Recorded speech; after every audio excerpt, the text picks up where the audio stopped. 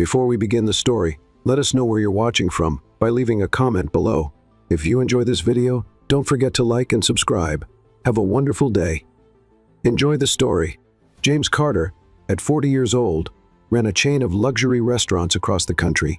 He was admired, feared, respected. But that morning, as he stepped outside his main restaurant to make a phone call, something made him stop.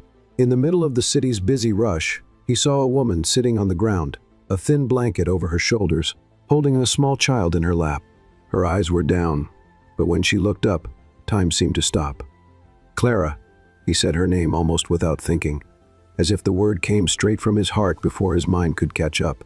She blinked a few times, like she couldn't believe what she was seeing. Her face was thinner, her hair shorter and dull, but it was her.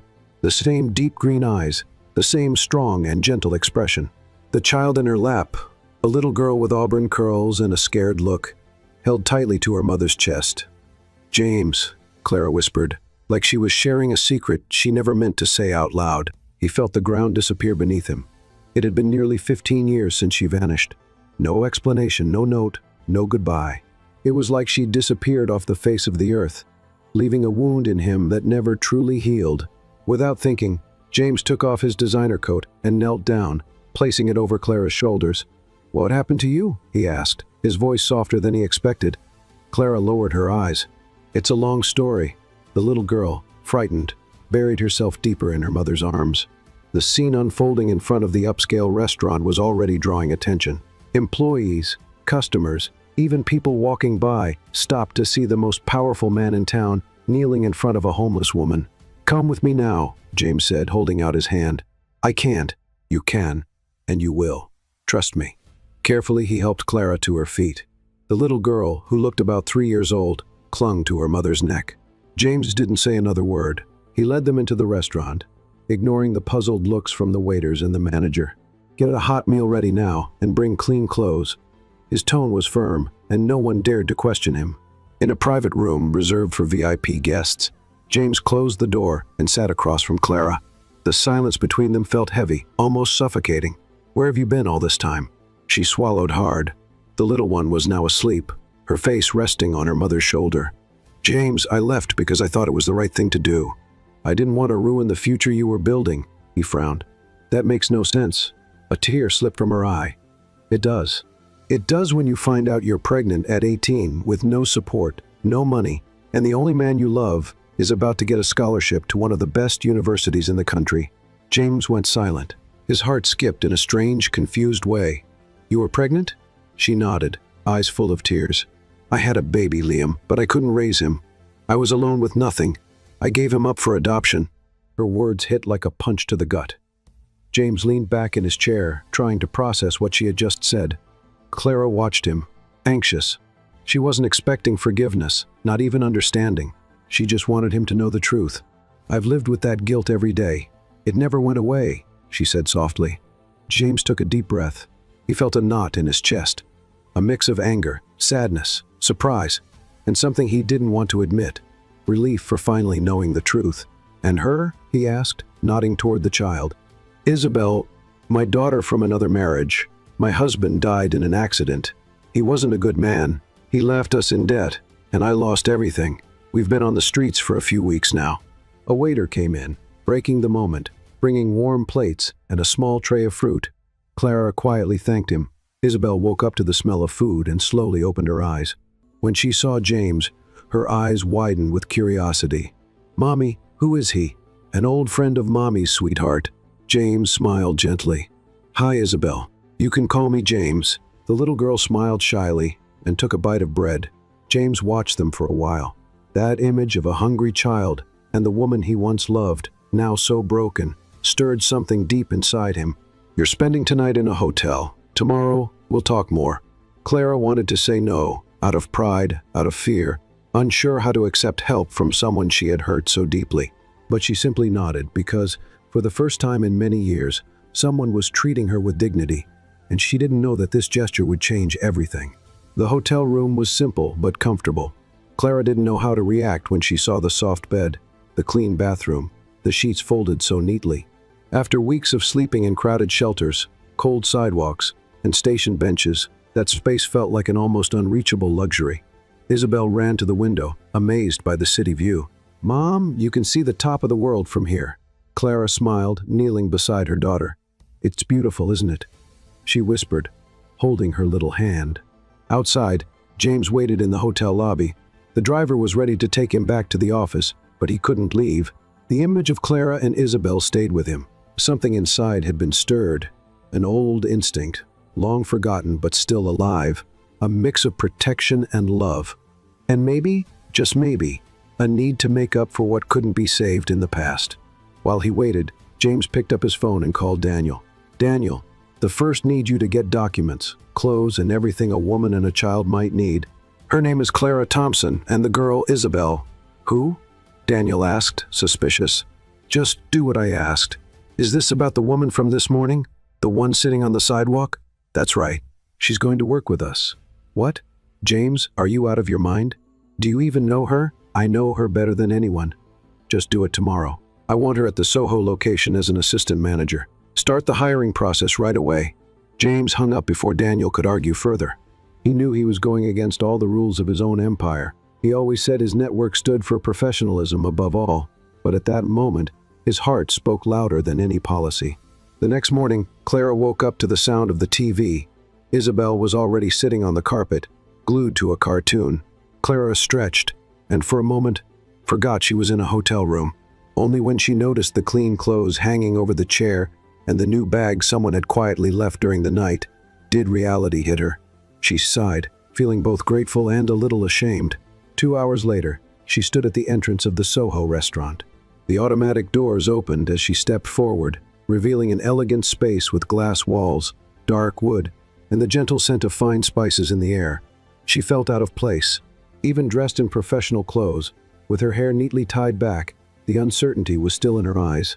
A young woman with blonde hair and a sharp gaze approached. "You must be Clara." "I'm Lauren, the general manager here." Clara extended her hand politely. "Thank you for having me." "Direct orders from the boss," Lauren said with a half smile, though her eyes still scanned Clara from head to toe. Within the first few minutes, Clara could already feel the weight of curious looks, quiet whispers, and judging glances from her co-workers, but she was used to it. Being invisible on the streets had taught her that the world tends to judge before it asks. By the end of the day, she had memorized the menu, learned how the internal system worked, and avoided 3 attempts at casual conversation about her connection with James. She left exhausted, but with her head held high. James followed everything from a distance, reading the reports and listening quietly to the feedback. He didn't want to interfere too much, but he also couldn't stay completely detached. That evening, he decided to visit the Soho location unannounced. He found Clara in the office, organizing papers, dressed in a spotless uniform, and looking focused. She turned and smiled when she saw him. "Good evening, Mr. Carter," she said playfully. "Mr. Carter? That's new." He smiled back, crossing his arms. "How was your first day? Challenging, but fair. Was anyone unpleasant?" "Nothing I can't handle." He watched her for a moment, admiring not just the beauty that was still there, but her strength, the way she stood firm, even while carrying so much inside. "I have a proposal," James said, pulling an envelope from his jacket. "It's a 3-month contract as assistant manager. Full salary, housing included, health insurance too. 3 months. Long enough for you to get back on your feet, or to convince me to keep you forever." Clara held the envelope with trembling hands. "Why are you doing this?" "Because one day you believed in me when no one else did, and maybe now it's my turn to return that." She tried to answer, but something in his eyes made her stay silent. It was a look that said more than words ever could. But while they shared that quiet moment, across the city, Daniel stared at his computer screen, frowning. On the screen there was an old photo, James and Clara, at 18 lying on the grass in a park, laughing. And in his drawer, a yellowed, wrinkled letter, a letter he had written himself, pretending to be Clara.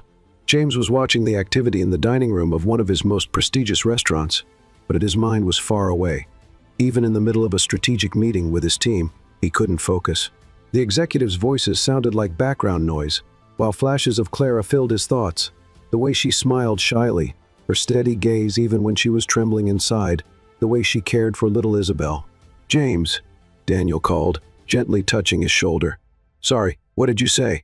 Daniel exchanged a look with the other managers and quietly dismissed the team with a subtle gesture. Once the room was empty, he crossed his arms and looked at James with the weight of something uncomfortable. "Do you really think this is a good idea? What are you talking about? Putting a woman who used to live on the streets in charge as assistant manager at a high-end restaurant? You're putting a lot of trust in someone who disappeared for nearly 15 years. James leaned forward, resting his elbows on the table, and looked at his friend with determination. "You know what she went through. Neither do you." The silence between them stretched. Daniel took a few steps around the room before continuing. "You've always been a man of logic, James. You calculate everything. Since when do you follow your heart?" "Since I saw someone I thought was dead." His reply was sharp, carrying a weight Daniel hadn't expected. "I'm just trying to protect you." James looked at him for a few seconds. "Are you trying to protect me? Or do you know something I don't?" Daniel hesitated for a split second, but then he composed himself. "Don't start. I'm not starting anything, but you're way too nervous for someone who's just trying to help." At the Soho restaurant, Clara was in the storage room, organizing the weekly orders. She was trying to stay focused, but the whispers in the dining area and the looks from her co-workers were getting heavier. The rumor that she had come straight from the streets had spread like wildfire. Lauren, the general manager, walked in without knocking. "Everything all right in here?" "Yes, I'm just adjusting the supplier orders." Lauren crossed her arms. "Listen, can I be honest?" Clara nodded. "I don't know who you used to be in the boss's life, but around here, everything is based on merit. If you mess up, don't expect any special treatment. I don't expect it, and I don't want it." Lauren held her gaze for a moment, then walked out, leaving a heavy tension in the air. Clara sighed and clenched her hands. She had promised herself she wouldn't cry at work. Not anymore. That night, James showed up unexpectedly with a bag of toys for Isabel. "You're going to spoil that girl," Clara said with a smile as her daughter ran to hug him. "Someone has to show her the world has a little sweetness." Isabel climbed into his lap without hesitation, as if she'd known him for years. James gently stroked her hair, feeling a strange warmth in his chest. "Can we talk alone?" he asked. Clara followed him to the balcony of the temporary apartment James had arranged for them. The night air was cool, and the city lights sparkled like scattered jewels on the horizon. "I thought about you all these years," he began, looking down. "I thought about you too, every single day." "Then why didn't you try to find me?" "Because I was ashamed. I ruined what we had, and after I gave Liam up, I felt dead inside."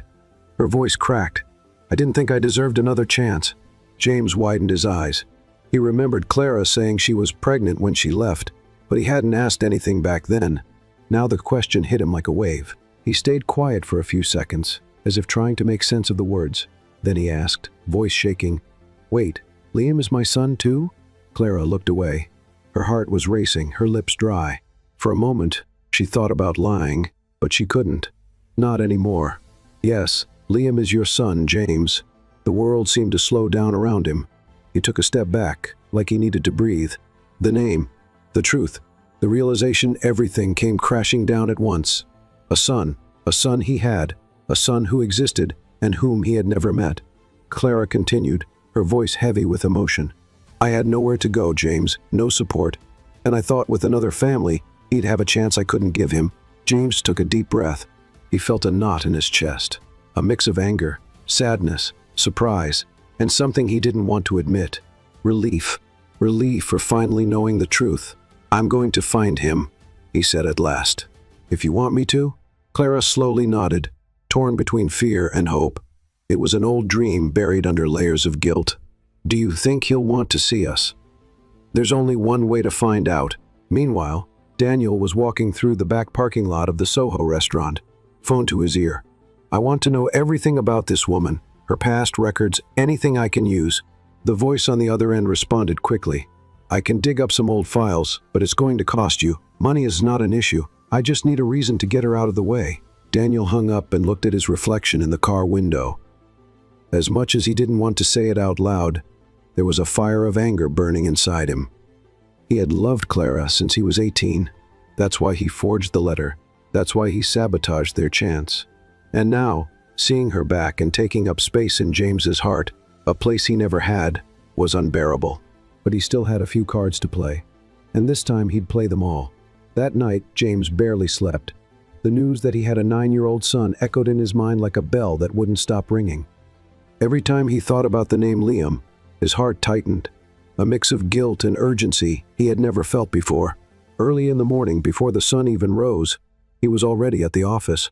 He sat down in front of his computer, opened his email, and typed one line: "I need the best investigators to find a child given up for adoption in New York 9 years ago. Mother's name Clara Thompson," and he sent it to his personal lawyer. Meanwhile, Clara was getting ready for another day at the Soho restaurant. Despite the dark circles under her eyes, she held her head high. Isabel was still sleeping in the next room, holding tight to the new stuffed bunny James had given her. On her way to the restaurant, Clara felt the weight in her chest. Telling James the truth had been a relief, but it also left a wound wide open. Now that he knew about Liam, everything could change. What if he judged her? What if he wanted to take the boy from her?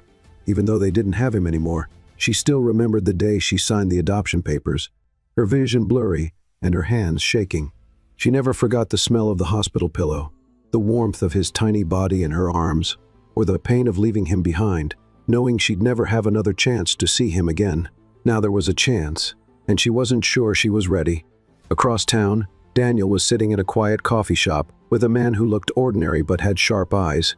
"His name is Liam Thompson," the man asked, typing on his laptop. "Just Liam, Clara's son. He must have been adopted from a hospital somewhere in the city about 9 years ago." The man kept typing, eyes glued to the screen. "I can find out where he is, but you have to tell me exactly why you care so much. Because if someone finds out, I just want to protect my best friend," Daniel said without hesitation. The man looked at him for a moment, then nodded. "It's going to cost me to get into the adoption system, but give me 2 days, and I'll have an answer for you." Daniel walked out of the cafe with a slight smile on his face. That was it. If he found the boy before James did, he'd be in control of the situation. And with control, he could shape the future. That afternoon, James showed up at the Soho restaurant. No warning. He just walked in and looked for Clara. She was in the kitchen, supervising a delivery. "I need to talk to you," he said, calm but serious. Clara followed him into one of the office rooms. Her heart was racing. She had known this moment would come. "I hired a team to try and locate Liam," he began. "They're already looking into the adoptions from that time." Clara nodded, swallowing hard. "And if they find him, the choice to reach out will be yours," James said gently. "But I would like to meet him if he's open to it." Tears welled up in her eyes. That response was more than she had hoped for, more than she felt she deserved. "Thank you for not hating me, Clara. I don't hate you. I just don't know how to process all this yet." She nodded, understanding. "And what about Isabel?" James smiled for the first time that day. "She's already won me over, no doubt about it." Clara laughed, relieved, but that relief wouldn't last long. At the end of her shift, Lauren, the restaurant manager, pulled her aside. "I heard James stop by again," she said, trying to sound casual. "He just came to talk about some personal things." "Right. And I also saw the new contract in the system, housing, full benefits, salary above average. Not bad for someone who was sleeping on the street a week ago." Clara bit her tongue. She wasn't going to reply. "Not here. Just hope you know what you're doing," Lauren added with a fake smile. Clara walked away. She was tired of having to prove her worth. But what she didn't know yet was that someone far more dangerous than Lauren had their eye on her and had plans. The next morning, James received an email from the investigation team with the subject, "Important development on Liam." He opened it right away. "We found matching adoption records. A boy named Liam was adopted by a family living in Connecticut. The details match the birth date Clara provided. We are reaching out to the family to explore the possibility of a visit." James froze for a moment. It was real. His son was out there, not too far away. 9 years apart now, narrowed down to just a few lines of text. One step. He picked up the phone and called Clara. "We need to talk now." Daniel, meanwhile, was receiving the same information through another source. "They found the boy," the informant said. "Who's the family?" "A couple, Greg and Susan Hayes. He's a teacher. She works at a community center. No biological children. Seems like the boy is well taken care of." Daniel hung up and stared out at the street ahead. So, it was true. The child existed, and James was one step away from getting him back. He would have to move faster than ever, and be more ruthless than he'd ever been. Breathing felt difficult. Clara gripped the phone tightly. sitting on the edge of the bed while Isabel slept in the next room. James's voice still echoed on the line. They found Liam. She couldn't respond right away. Her son's name hit her with the full weight of all the years she had tried to bury him deep inside her heart. "You're sure?" Her voice came out shaky, barely a whisper. "Yes." The team cross-checked the records. The family's name is Hayes. They live in Connecticut, and it seems Liam is doing well. Clara closed her eyes. A sharp wave of relief ran through her chest, mixed with fear. Knowing he was safe was all she had wanted. But now what? What could she possibly say to a 9-year-old boy she had left behind in desperation? "I don't know if I can do this, James. What if he hates me? What if he looks at me and asks why I left?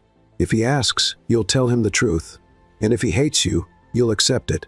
But what you can't do anymore is run." The silence that followed was heavy, but deep down, there was something else. A promise. They would face this together. 2 weeks later, on a sunny afternoon, James and Clara stood in front of a modest house with a well-kept garden. Isabel was in the back seat, flipping through a colorful book, while the two adults exchanged quiet glances. "Are you ready?" he asked. "No, but I'm going in anyway." Susan Hayes greeted them at the door with a kind smile. Her eyes held a mix of curiosity and care, like someone who understood the weight of the moment. "Please, come in. Liam's in the backyard with my husband. We told him you're special visitors." Clara swallowed hard. James gently took her hand. Greg Hayes, a soft-spoken man with a warm smile, appeared with Liam beside him. The boy had bright eyes, wavy black hair, and a curious smile. When he looked at Clara, there was no recognition, just a thoughtful, observant gaze, like a child trying to understand the world. "Hi, Liam," James said, crouching to his level. "My name's James, and this is Clara. Are you friends of Mom and Dad?" he asked, looking at Susan and Greg. "Sort of," Clara said, her voice unsteady. "Can we talk with you for a little bit?" Liam nodded. They went to a small table in the backyard where juice and cookies were already set out. Clara's hands were trembling, but the boy was sweet, curious, innocent. "Do you like to draw?" she asked, pointing to the scribbles on the paper on the table. "A lot. I want to be an inventor, like that guy on TV, you know." She laughed. "Of course I know. And you're going to be an amazing inventor." As they talked, James watched. There was no denying it. Liam had something of him, the eyes, the way he stood, even his gestures when he spoke. Seeing the boy there, growing up well and happy, stirred a deep ache and, at the same time, immense gratitude. Later that afternoon, Susan called Liam inside. "We'll give you some privacy," Greg said gently, guiding the boy away. Clara sat on the wooden bench under the tree. "I don't know if I can handle this, James. You were very brave today. I was a coward for 9 years. No, you survived, and now you're trying to make things right." She looked at him with eyes full of tears. "What if he never accepts me? Then you'll love him anyway." She cried quietly for the pain of yesterday, for the hope of today, and for all the nights she had gone to sleep, wondering what it would be like to hear that name again. Meanwhile, Daniel was watching the Hayes house from a distance. Sitting inside a rental car with tinted windows, he saw James leaving with Clara and Isabel. He took a few pictures with his phone. From the passenger seat, the informant asked, "Do you want me to release this?" "Not yet, but I want to stay one step ahead always." "And what do you get out of it?" Daniel stayed quiet. Then he said, "I loved her first, and he took her from me. Now he's going to learn what it feels like to lose everything." In the days that followed, James and Clara visited Liam a few more times, always with the Hayes' permission. The visits were gentle, relaxed, and unhurried. With each conversation, Liam seemed more at ease. During one visit, he walked up to Clara and asked, "Why do you always cry when you see me?" She smiled sadly. "Because I waited for you for a long time, and now that I'm near you, it's like my heart finally woke up." The boy hugged her, not understanding everything, but feeling something words couldn't fully explain. Isabel, on the other hand, had become the most talkative sister in the world. With every visit, she stuck to Liam like he had always been a part of her daily life. "When are we going to play again?" she asked every time they said goodbye. At James's company headquarters, things were starting to stir. Daniel had spread rumors among some investors, saying that James was emotionally involved with a former homeless woman who had an unstable past. One of the partners asked for a meeting in a concerned tone. "James, there are some rumors going around. Your reputation is at risk. Getting close to this woman could damage the company's image. That woman has a name, And what ruins a company's reputation is hypocrisy, not compassion. The partner shook his head. You're exposing yourself. Someone is clearly working against you. James stared at the wall for a few seconds. He was starting to understand where the attacks were coming from. That night, Clara got an unexpected call. The voice on the other end was cold and familiar, comfortable now, living like a princess while the people you destroyed are left behind. She recognized it instantly. Daniel, the first told you James was like a brother to me. You never deserved him. What do you want? I'm just getting started. Clara hung up, her heart pounding. Just then, James walked through the door. Clara, what happened? She hesitated, then said, It was Daniel. He called, said he's going to destroy you, and this is only the beginning. James clenched his jaw. That's enough. The next day, James called an urgent meeting with Daniel. I know what you're doing. You spread rumors, hired private investigators, and now you're trying to turn my partners against me. Daniel didn't deny it. I warned you. That woman is going to drag you down. Look at what you're doing, throwing everything away for someone who ruined your life once. James stepped forward, eyes locked on his. You know what ruined my life? A letter forged in your handwriting saying she hated me. That was you, Daniel. Daniel went pale. You had no right to take her from me, and you no longer have the right to be at my side. You're out of the company as of today. Daniel tried to protest, but James had already turned around, a step forward, a decision made. And for the first time, blind loyalty was broken. The boardroom was silent.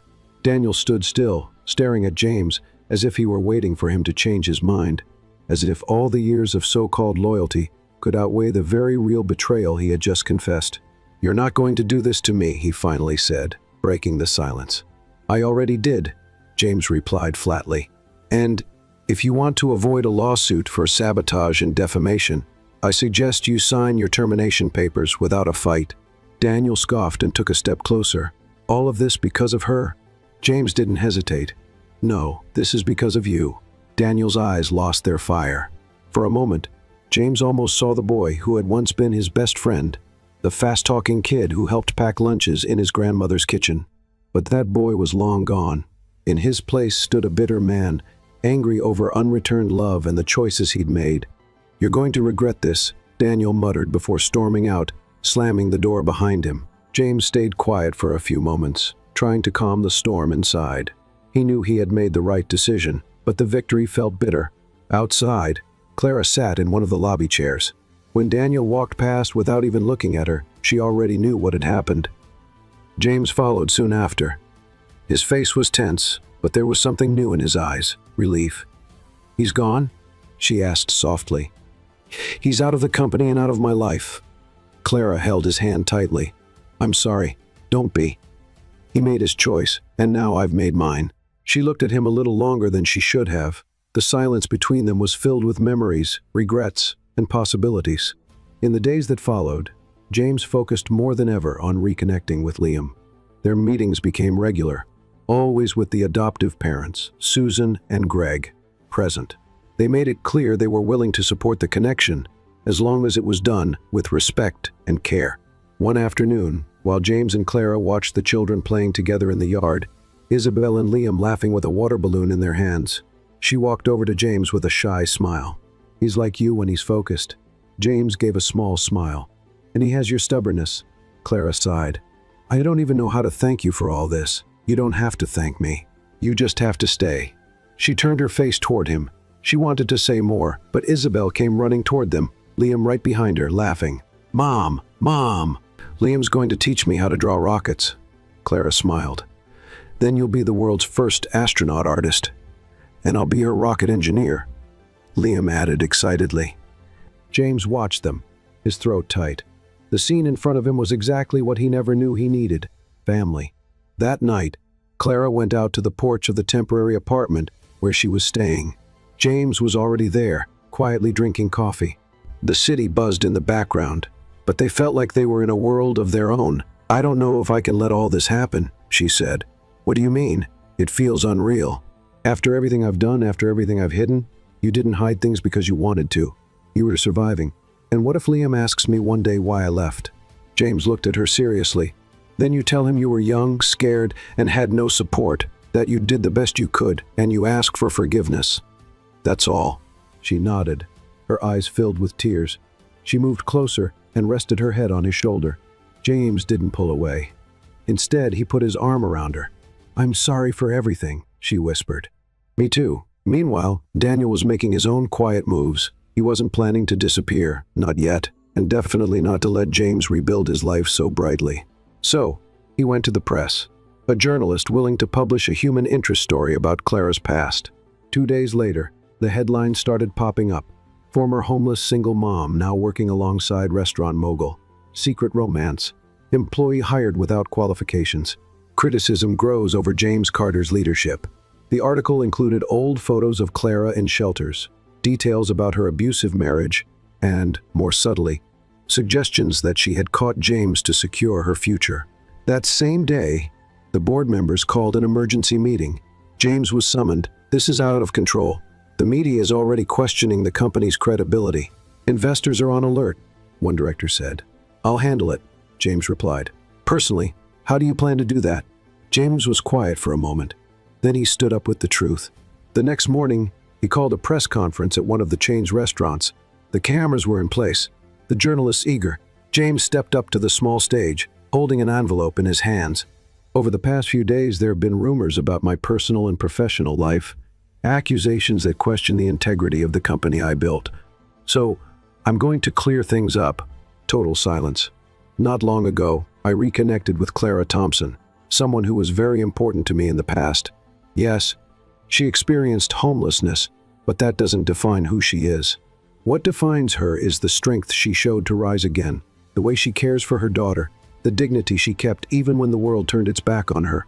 Camera flashes went off. "I hired her because I trust her, and because she's capable. And yes, we're building something personal. That doesn't make me less professional. On the contrary, it shows my faith in people." More flashes, murmurs. "And if that means some people will walk away from our brand, that's okay. But I want everyone to know that the values I stand for matter more than any contract." He stepped down from the stage to applause. Not everyone clapped, but those who knew him saw a new man emerge that day. Hours later, Clara watched the interview at home, tears in her eyes. Isabel was asleep beside her, worn out after another day of play. When James arrived, he found Clara standing at the door, holding an envelope. "You didn't have to do that," she said, her voice shaking. "Yes, I did. The world needed to hear it." She stepped closer. "I still carry a lot of fear." "So do I. But between being afraid and running away, I choose to stay with you." She hugged him tightly, and he hugged her back. And there, without big promises or dramatic declarations, the two of them just allowed themselves to breathe together. The following week, James was caught off guard by a phone call from Greg Hayes. "Liam's been asking if he can spend a weekend with you." James almost dropped the phone. "Of course he can. It would be an honor." Greg paused before continuing. "I just wanted to say I see the effort you're making, and I think he deserves to know the whole truth. With love, with respect. That's exactly what we're going to do." That Friday was unforgettable. Liam arrived with a backpack on his shoulders, full of excitement, and was greeted with hugs from Isabel and smiles from Clara. They spent the weekend playing, baking cakes, and building blanket forts in the middle of the living room. On Saturday night, after the kids had fallen asleep, James came up to Clara. "Do you think he's ready to know?" She nodded slowly. "Yes, and so are we." Sunday morning arrived quietly, almost respectfully. For the first time in a long while, Clara woke up without anxiety tightening her chest. Soft sunlight came through the window, warming the apartment floor, where 2 blanket forts still stood. In the center of the room, Liam and Isabel slept side by side, worn out from the night's adventures. James was already in the kitchen, making pancakes. He listened to the calm breathing of the kids and felt a different kind of peace, not the kind that comes from success or recognition, but from simply having them there, from the family that, against all odds, was being rebuilt. Clara tiptoed in, still in her pajamas. She smiled at the mess and at the care he was putting into flipping the pancakes just right. "You've become a full-on weekend dad," she joked. "I'm not sure if it's the hardest job or the most rewarding, but I'm enjoying it." She came closer and grabbed a cup of coffee. "Today's the day." "I know. I've thought of 1,000 ways to tell him, but none of them feel right, because there's no perfect way. It just needs to be honest, kind, and true." James nodded. He knew, and he felt the weight of it deep in his gut. Later, the four of them sat together in the living room after breakfast. Isabel was working on a puzzle on the rug, distracted. Liam held a toy car in his hands, but watched the adults with the kind of quiet attentiveness only sensitive children have. James took a deep breath, glanced at Clara, and then turned to the boy. "Liam, can I talk to you for a minute?" "Okay," the boy said, sitting beside him on the couch. "We wanted to tell you a story. A story that's about you, but also about Mommy, Clara, and me." Liam frowned, curious. "What kind of story?" "A story about choices and mistakes and love too," Clara said softly. "And about finding each other again." James leaned down so he was eye level with the boy. "A long time ago, when I was younger, I met a girl named Clara. We were very close friends, really close. And one day she had to leave without saying goodbye. At that time, she was going to have a baby." Liam's eyes widened. "She was your girlfriend?" "Yes." "And the baby was me?" The question came straight out, and for a moment, time seemed to stop. Clara swallowed hard. "Yes, sweetheart, it was you." Liam stayed quiet. His eyes blinked quickly, as if he were processing every word. "Why did you leave?" She moved closer and held his hands. "Because I was very young. I was scared. I thought your life would be better with a family who could give you things I couldn't back then." "And why did you come back?" "Because I never stopped loving you. Not even for a second. I just didn't know how to fix what I had done until now."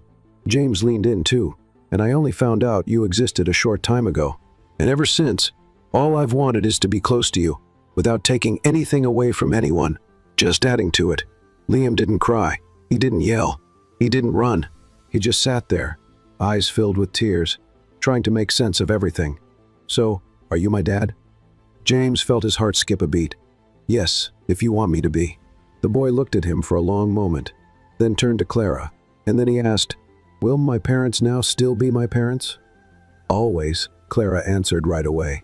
"They're amazing, and they truly love you. That will never change." "And will you come visit me, or can I visit you?" "Whenever you want," James said with a soft smile. "We'll build this together at your pace." Liam didn't say anything for a while. He just rested his head on James's shoulder. And in that moment, without a single word, everything was understood. That afternoon, Isabel and Liam ran through the park, played frisbee, shared an ice cream, and built sandcastles in the park's makeshift playground.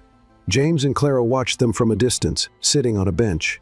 "He understood more than I thought he would," James said, still carrying the weight of emotion in his voice.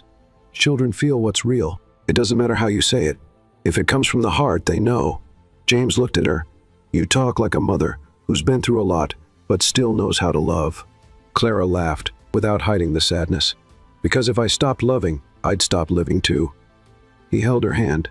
They sat there in silence for a moment, until she asked, "Do you think we're ready to really take this on as a family?" James didn't answer with words. He simply leaned in and touched his forehead to hers. The gesture said more than any speech could.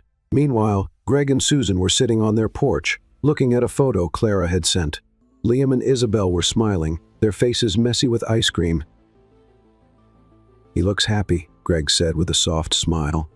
"And I'm surprised I don't feel jealous," Susan added. "I think it's because I know love is never too much. He can have 2 dads and 2 moms, and be even more loved." Greg nodded.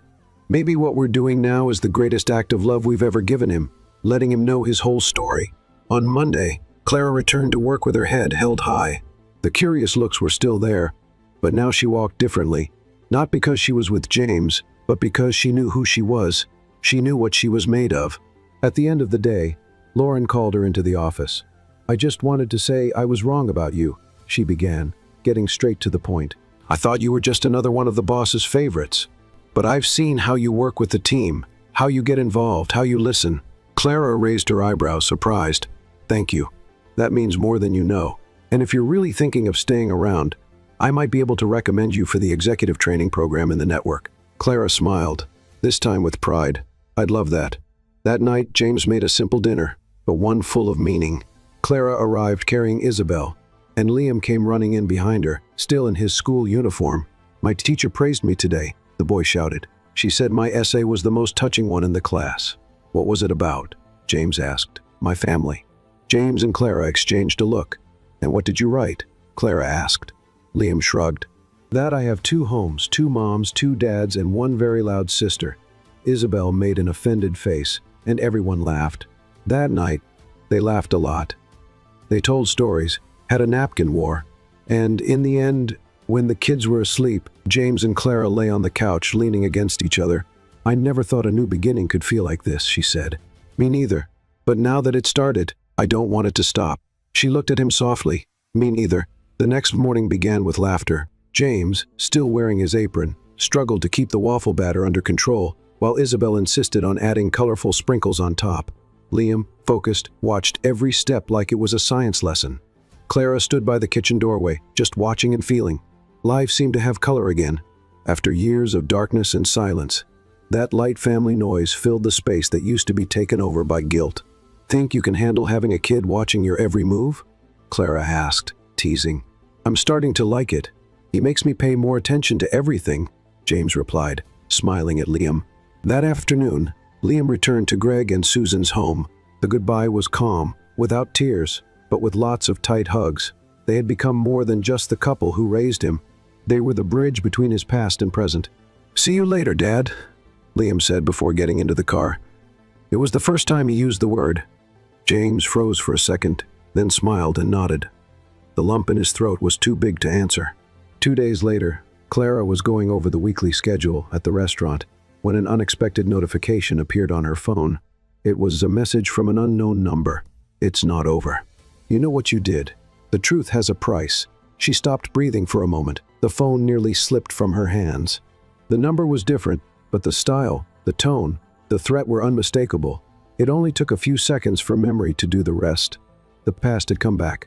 That night, as James was getting ready for another virtual meeting, Clara appeared at the office door, holding her phone.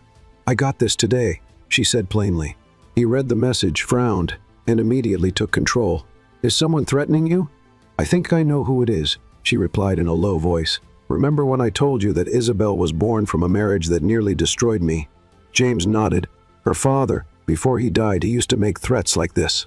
He watched everything, had friends with shady connections, and I know he's gone, but he left traces behind people who still think I owe him something."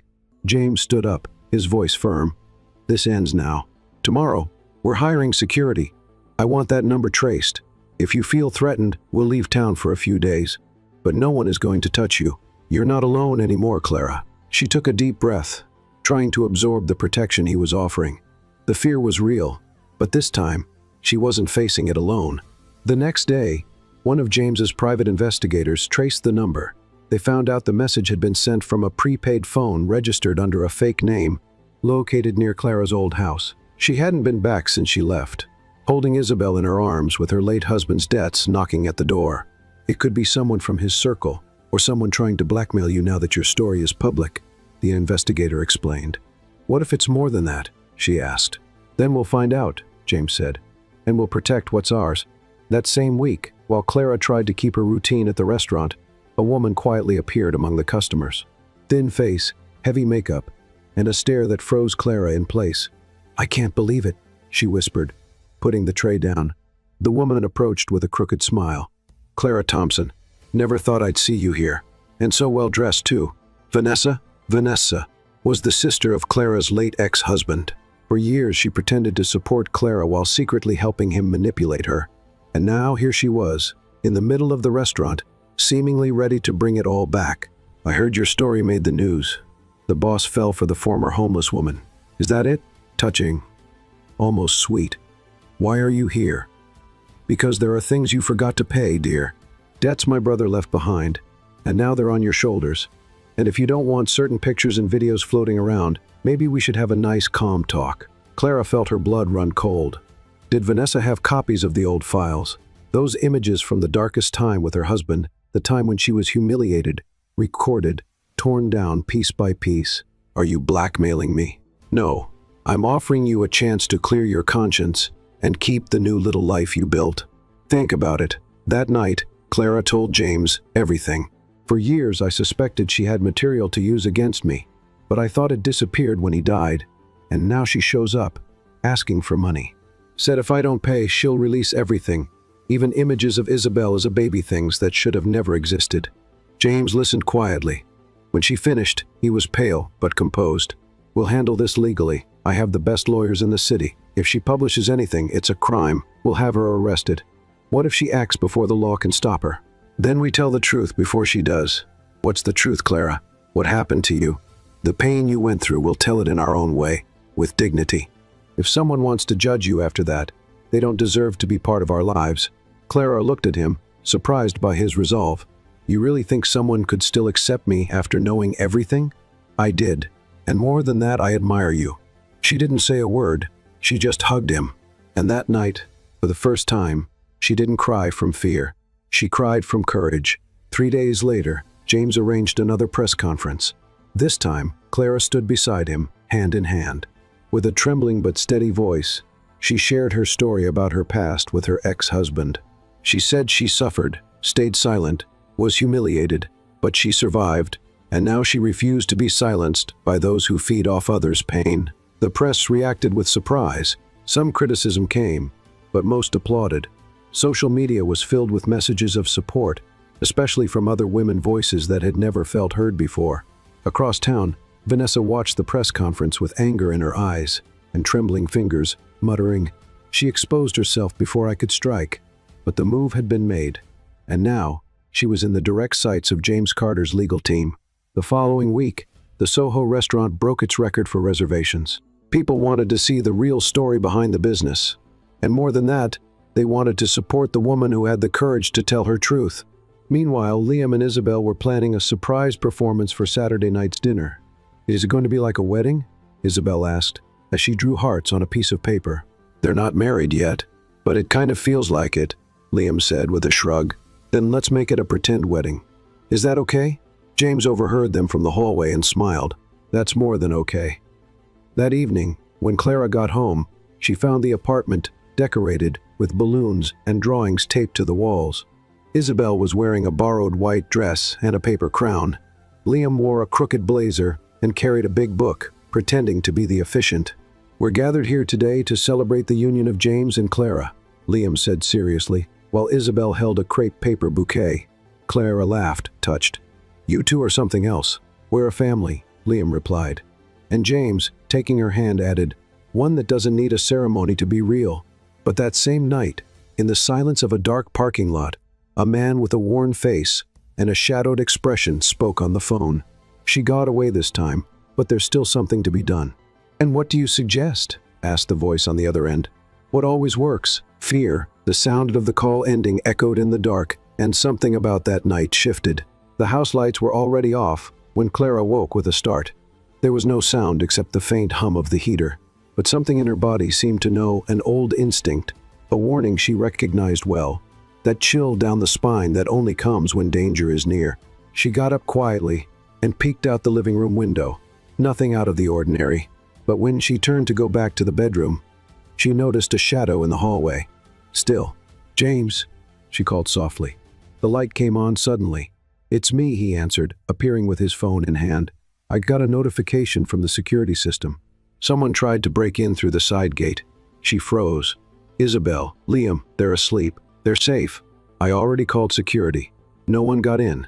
But the tone of his voice revealed what the words tried to hide. Fear had returned. And this time, it wasn't just blackmail or headlines.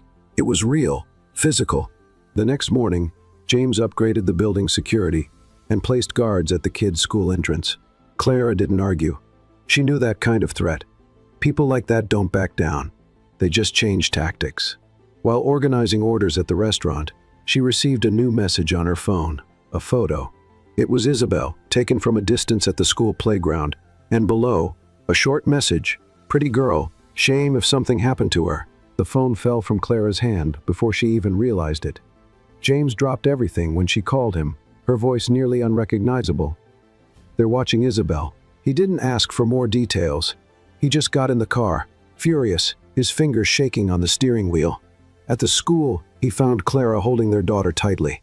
Isabel, frightened, kept saying a strange man stood on the street for a long time, watching her. James knelt beside them. "This ends now. For real." That night, James called a meeting with his lawyer, the head of security, and a private investigator. "I want to know who's doing this, and I want them out of our lives. I don't care what it costs." Vanessa's been off the radar since the press conference.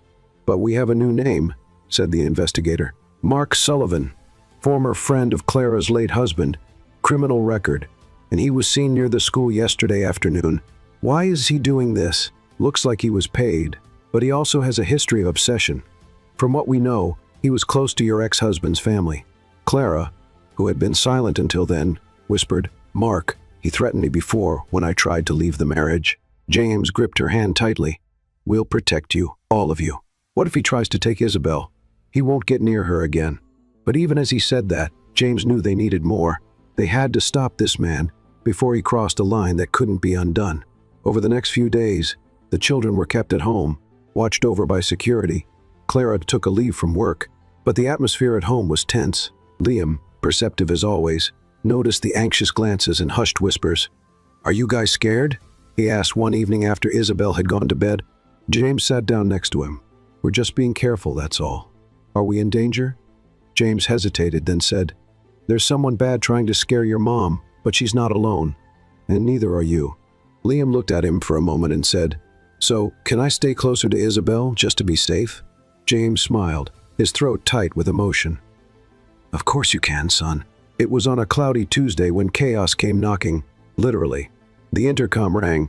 A delivery man said there was a package downstairs. James hadn't ordered anything but decided to go check. Just to be cautious, he asked Clara to stay in the bedroom with the kids. A few minutes later, a security guard came running up the stairs. "Mr. Carter, you need to see this right now." At the front desk, there was a sealed brown package. No name, no sender. Inside, only one thing, a tablet. When they turned it on, the video started automatically. It was a compilation of footage, old videos of Clara in vulnerable situations, humiliated, crying. Some showed Isabel as a baby, sitting in the corner of a messy room. And at the end, a message appeared. "Either you disappear, or this goes to the press in 48 hours. James closed the tablet forcefully, his jaw clenched. "That's enough." That same day, he took the video to the police. The lawyer filed an urgent restraining order against Mark and Vanessa. Still, it felt like they were always one step behind. He could release this at any time, the lawyer warned. "And if he does," Clara asked, "will we survive it?" James looked at her, serious. "We've survived worse." While the lawyers moved into action, Liam and Isabel sat on the living room rug, making a poster with colored pencils. They wrote things like, "Mommy is strong and Daddy is a hero." They added hearts and stars, as if the world could be fixed with glitter glue. Clara watched from a distance and then cried, but it was a different kind of cry, not from fear, but from pride and love. The next night, the lawyer called. "We found Mark. He was hiding at a small inn outside the city. He's already been arrested. The police confiscated his electronics, and there's enough evidence to charge him with threats, extortion, and illegal possession of private material." Clara dropped onto the couch in shock. "Does that mean it's over?" "It means he'll face the consequences, and now you can breathe." James walked over and wrapped her in a tight hug. For the first time in days, she allowed herself to breathe deeply. That Friday, things returned to normal. Isabel went back to school. Liam spent the weekend with them, and Clara returned to the restaurant. Lauren greeted her with a warm smile. "They say you just won a battle. Welcome back, warrior." That night, James took Clara out to dinner. Just the two of them, no security, no phones, no fear. "You look beautiful," he said when he saw her. "And you look like you're about to do something crazy." She laughed. "Maybe." Over dinner, they talked about the future, about traveling, about turning the apartment into their forever home. And then, at the end, James stood up. He took a small box from his pocket and got down on one knee. Clara covered her mouth in surprise. "I don't have an expensive ring right now, no flowers, but I do have the certainty that you're the woman I want to grow old with. You, Isabel, Liam, we're a family, and I want to make it official. Clara, will you marry me?" She didn't hesitate. "Yes." At the next table, noticing what was happening, people started clapping quietly. That night, back home, Isabel and Liam were waiting with shining eyes. "Are you really getting married now?" Isabel asked. "We are, sweetheart," Clara replied. "Then can I be the flower girl?" she shouted, excited. "And I'll carry the rings," Liam added. James smiled. "You two can be whatever you want, 'cause this wedding is for all of us." Sunday morning came with sunshine. For the first time in weeks, James's house was completely at peace, no rush, no fear, just the warm sound of two children laughing in the living room. while picking music for the wedding party. Clara sat on the couch with a cup of tea, watching with a calm smile. Since the proposal, something had changed inside her. For the first time, she truly believed she could be happy without always worrying about what might go wrong. She had survived the worst, and now she was ready to live the best. So, should the flower girl wear a crown or a tiara? Isabel asked, holding up two options in front of the mirror. I think both might be too much, sweetheart, Clara said, laughing. Too much is never too much for my mom's wedding, the little girl replied, certain. Liam came in with a small notepad. Do we have confirmed guests yet? You're taking care of the guest list? James asked, as he walked into the living room with grocery bags. Yes, and I'm thinking of a 2-tier cake, chocolate with almond cream, nothing less. This kid is a little executive, James joked, heading to the kitchen with the bags. Clara stood up and walked over to him. She gently touched his face. We still haven't picked a date. We can pick one today, he replied without hesitation. How about a month from now? She raised her eyebrows. A month? Small, intimate, beautiful, just the people who matter. She nodded. A month it is. Then, while the kids were playing with glitter and construction paper, James got an unexpected call. It's about the case against Mark Sullivan, the lawyer said. He made a deal with the prosecution. A deal? He confessed everything. Gave evidence that Vanessa was the one behind the blackmail, and that she got money from 2 other people connected to Clara's ex-husband. In return, he'll serve 2 years of house arrest with an ankle monitor and strict restrictions. James rubbed his face, exhausted, and Vanessa, an arrest warrant's been issued. We're just waiting to locate her. As soon as she's found, I want to be the first to know. Of course, but for now, you're safe. In the days that followed, the house turned into a hub of little decisions. Clara tried on dresses, simple but elegant. Liam tested entrance songs. Isabel insisted on rehearsing her grand entrance down the living room hallway, and James handled all the administrative details with a calm that surprised even himself. At night, when everyone was asleep, he'd find himself watching Clara as she lay beside him, her face peaceful. Sometimes he'd just watch her. Other times, he'd silently thank God that she came back, that she survived, that she was there. One Friday, while Clara was closing out the restaurant's register, Lauren walked in with an envelope. This came for you, hand-delivered. Clara frowned and took the envelope. No return address, no markings, just her name written with a regular pen. She opened it carefully. Inside was a single sheet of paper. Only one sentence was handwritten. Not every monster stays locked up forever. Clara's blood ran cold. The police said Vanessa is still on the run, James explained hours later. But they think she's out of support. She's on her own. That doesn't mean she won't try something, Clara replied, tense. She's always worked from the shadows. We'll increase security for the wedding, and if she shows up, it'll be the last time. Clara nodded, trying to stay calm. She wasn't going to let anyone destroy what they were building. Not this time. The next week, Greg and Susan stopped by the apartment. They brought flowers and warm smiles. Liam is doing well, really well. And more than that, he's happy, Susan said after a big hug. Thank you for trusting us with him, Clara said. Greg looked at her for a moment. You're a part of him. You always will be. That's just the way it is. But what touches us the most is seeing how you're not trying to replace anyone. You're just adding to his life. And we'll never forget what you've done, James added. Liam came running out of the living room, waving a piece of paper. You're coming to my wedding too, right? Susan laughed. We sure are, champ. 1 week before the ceremony, Clara got a surprise visit at the restaurant. It was an older woman with tired eyes and her hair simply tied back. Clara recognized her instantly. Mrs. Maria, Clara said, surprised. The woman nodded. I saw you on TV. Recognized your last name. You used to work at my brother's bakery. Remember? Of course I remember. You helped me so much back then. The woman sat down, a bit hesitant. I heard David passed away, and I wanted to say I never knew what he did to you. I only found out later through conversations. I should have done more. Clara took a deep breath. Those words, even late, felt freeing. You shouldn't carry that guilt. The only person who should have done things differently was him. The woman smiled, her eyes filled with tears. Your son, Liam, he looks happy. So do you. I'm glad you got out of that place. Not many do. Clara reached out and held her hand. Some scars never go away, but we learn to live with them, and sometimes even smile with them. 2 days before the wedding, Clara visited the old orphanage where she had stayed for a few months as a teenager. She wanted to close that chapter. She left a donation in Liam and Isabel's name, then spoke to the director about starting a social project with her restaurant group, hiring women in vulnerable situations, teaching them a trade, giving them a second chance. "You're becoming an inspiration, Clara," the director said. "No, I'm just trying to give back what I received." The night before the wedding, James came home with a gift. It wasn't a ring or flowers. It was a small wooden box with simple carvings. "What's this?" Clara asked. "Open it." Inside was a letter written by him. "You taught me how to be a father even before I saw Liam run. You taught me how to be a man before I became a husband. And you taught me that the most valuable things in life can't be bought, can't be planned. They just happen when we least expect them, like you." She read in silence, cried, and hugged him for what felt like forever. That night, neither of them slept. They talked about the past, about what they had lost, about what they had found, about what comes after. "Promise me that even after we're married, you'll still sleep holding me like this," she whispered, her eyes already heavy with sleep. "I promise, even when we're old and wrinkled. I'll never get tired of hearing that, and I'll never get tired of saying it."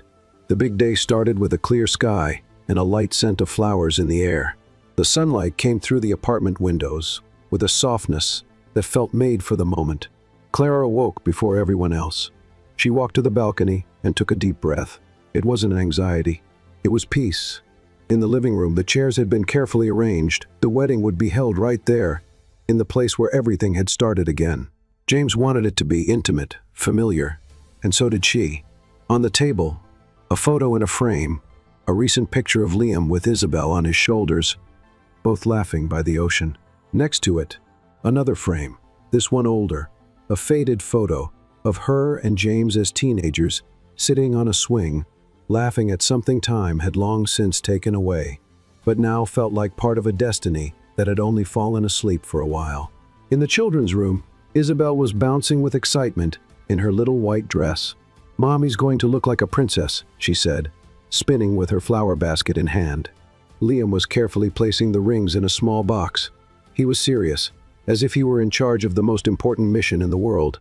"Everything has to be perfect," he said, checking the ribbon's position for the third time.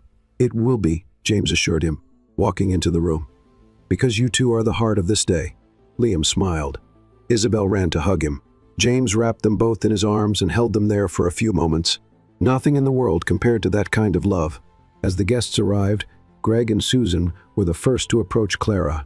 "You look radiant," Susan said, "and very calm," Greg added with a smile. "I feel ready for the first time, without fear of the future." "That's true love," said Susan. Outside, Lauren was finishing up the final details with the staff. The restaurant had provided part of the team to make sure everything went smoothly. "If anyone says I cried during the kid's speech, I'll deny it," she said, wiping the corner of her eyes. The ceremony began with the soft sound of an acoustic guitar. Clara entered through the living room door, hand in hand with Isabel, who scattered flower petals along the way. Her eyes met James's, and the world around them seemed to disappear. He was there, standing, emotional, his white shirt slightly wrinkled from the nerves, a quiet smile, a full heart. Liam stood next to the makeshift altar, holding the ring box with both hands, standing like a true gentleman. "You can start," he whispered, looking at the officiant. The officiant, a childhood friend of James's, spoke only a few words, simple but deep. "What we see here today is not just the union of two people, but the reunion of souls that survived everything, the silence, the distance, the fear. And now, they've chosen, fully aware, to go on." James held Clara's hands. "I promise to love you not only on sunny mornings, but through cloudy nights, not because you're perfect, but because we're imperfect together. And even so, nothing is missing." Clara smiled, her eyes filled with tears. "I promise never to forget where we came from, and never let the past define us, because the life we're building now is already worth a lifetime." Liam walked over and handed them the rings. "It's official now," he whispered. They exchanged rings, and when the officiant declared the "I do" accepted, the children ran to them, hugging them at once.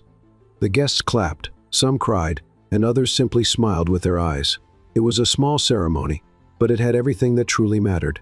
During the reception held on the building's rooftop, James pulled Greg aside. "I wanted to ask you something. I was wondering if it would be all right for me to start calling Liam my son, not just at home, everywhere." Greg looked at him, silent for a second, then nodded. "He already is. You just needed to accept it."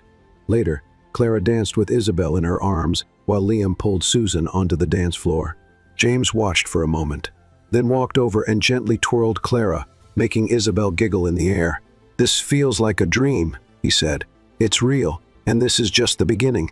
Are you sure you don't want a honeymoon in the Maldives?" "My honeymoon is right here," she said, "with them, with you. How about a trip with the kids during the next school break?" Approved. They laughed together and danced until the music stopped. In the days that followed, their routine returned with new energy. The restaurant launched a new social program to support women in vulnerable situations, led by Clara. The first group started with 10 students, most of them single mothers, some still living in shelters. "We're not giving charity," Clara said during meetings. "We're giving opportunity." Her life story had been featured in a well-known magazine, and unlike what she feared, the response was overwhelming. Speaking invitations, partnership offers, donations. But she turned most of them down. "I want to grow slowly, sustainably, with purpose." 1 month after the wedding, Vanessa was found, arrested in another state using false documents. She was extradited and would face all charges under monitored release until trial. Clara received the news calmly. She was at peace. Nothing threatened her anymore. One autumn afternoon, Liam came home from school with an envelope in hand. "Mom, can you read this?" Clara opened it and smiled. It was a note from his teacher. Liam spoke about his family with so much pride that everyone wanted to draw their own families too. He told us he has 2 homes, but 1 heart that fits them all. "Congratulations. The love you have for him is easy to see." She looked at James, deeply moved. "I think we're doing this right. We're doing our best, and that's everything." Later that evening, with the kids fast asleep, they sat on the couch side by side. Outside, the city sparkled with building lights and the distant sound of life moving forward. "Are you still afraid?" he asked. She paused for a moment. "I am, but not of the future.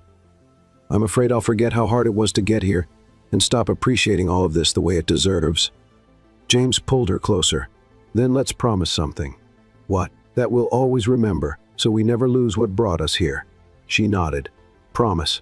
And that night, they fell asleep in each other's arms, like so many other nights. But this time, with the certainty that they no longer needed to run or hide or fear the pain, because the love they built was strong enough to endure anything and gentle enough to make everything worth it.